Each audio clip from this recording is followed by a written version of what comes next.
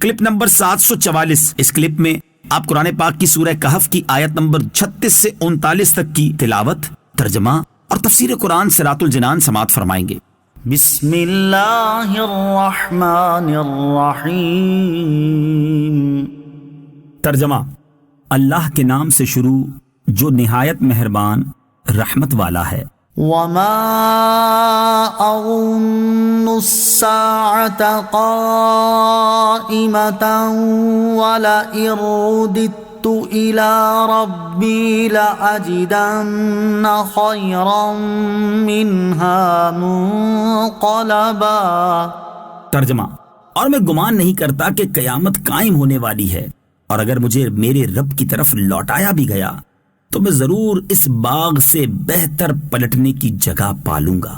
وما اظن الساعة قائمة، اور میں گمان نہیں کرتا کہ قیامت قائم ہونے والی ہے۔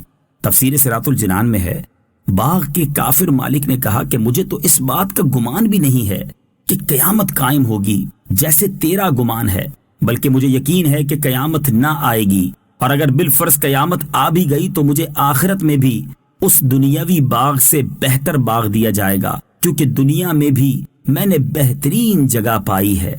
آیت وما اظن الساعہ سے حاصل ہونے والی معلومات۔ اس آیت سے دو باتیں معلوم ہوئیں۔ نمبر 1، برے اعمال کر کے جنت کی آس لگانی کافروں کا شیوا ہے۔ جو کاشت کر کے گندم کاٹنے کی امید نہیں رکھنی چاہیے۔ نمبر 2، دنیا میں مال ملنے کو اللہ تعالیٰ کی رضا کی علامت سمجھنا کفار کا کام ہے۔ قال له صاحبه وهو يحاوره أكفرت بالذي خلقك من تراب ثم من نطفة أكفرت بالذي خلقك من تراب ثم من نطفة ثم سواك رجلا لكن هو الله ربي ولا أشرك بربي أحدا۔ ترجمہ: اس کے ساتھی نے اس کے فخر و غرور کی باتوں کا جواب دیتے ہوئے کہا، کیا تو اس کے ساتھ کفر کرتا ہے جس نے تجھے مٹی سے بنایا، پھر نطفے سے، پھر تجھے بالکل صحیح مرد بنا دیا؟ لیکن میں تو یہی کہتا ہوں کہ وہ اللہ ہی میرا رب ہے، اور میں کسی کو اپنے رب کا شریک نہیں کرتا۔ قال له صاحبہ، اس کے ساتھی نے اسے کہا۔ تفسیر صراط الجنان میں ہے، اس آیت اور اس کے بعد والی آیت کا خلاصہ یہ ہے کہ یہ سب باتیں سن کر اس کافر کے مسلمان ساتھی نے اس کی فخر و غرور کی باتوں کا جواب دیتے ہوئے کہا، کیا تو اس خداوند قدوس کے ساتھ کفر کرتا ہے جس نے تجھے مٹی سے بنایا، پھر نطفے سے، اور پھر تجھے بالکل صحیح مرد بنا دیا؟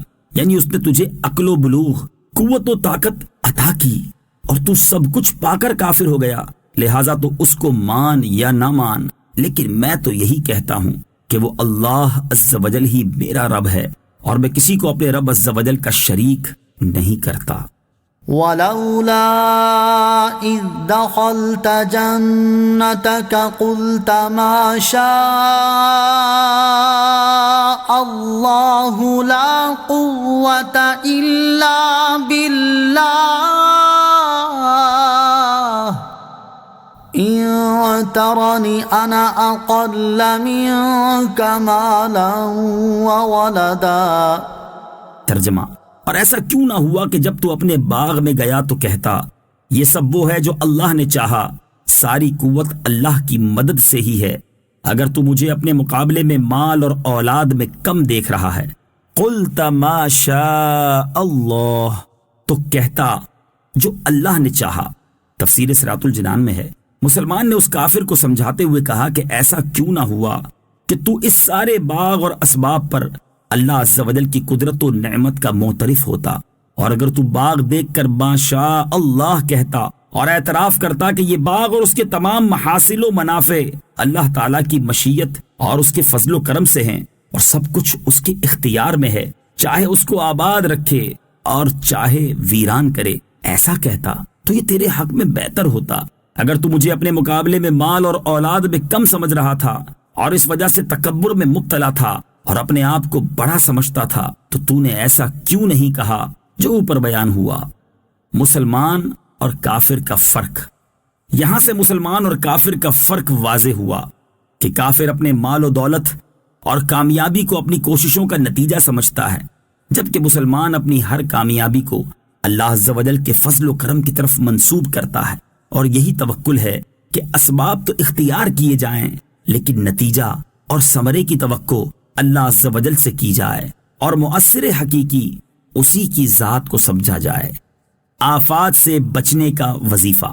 حضرت انس رضی اللہ تعالی عنہ سے روایت ہے، نبی اکرم صلی اللہ تعالی علیہ وآلہ وسلم نے ارشاد فرمایا، جو شخص کوئی پسندیدہ چیز دیکھ کر ما شاء اللہ لا قوت الا باللہ کہے تو اسے نگاہ نقصان نہیں پہنچائے گی۔ حضرت عقبہ بن عامر رضی اللہ تعالی عنہ سے روایت ہے، حضور پر نور صلی اللہ تعالی علیہ وآلہ وسلم نے ارشاد فرمایا، اللہ تعالی کسی بندے کو کوئی نعمت عطا کرے اور وہ چاہے کہ نعمت باقی رہے تو وہ کثرت سے لا حول ولا قوت الا باللہ کہے۔ پھر حضور پر نور صلی اللہ تعالی علیہ وسلم نے یہ آیت تلاوت فرمائی، ولولا اذ دخلت جنتک قلت ما شاء اللہ لا قوت الا باللہ۔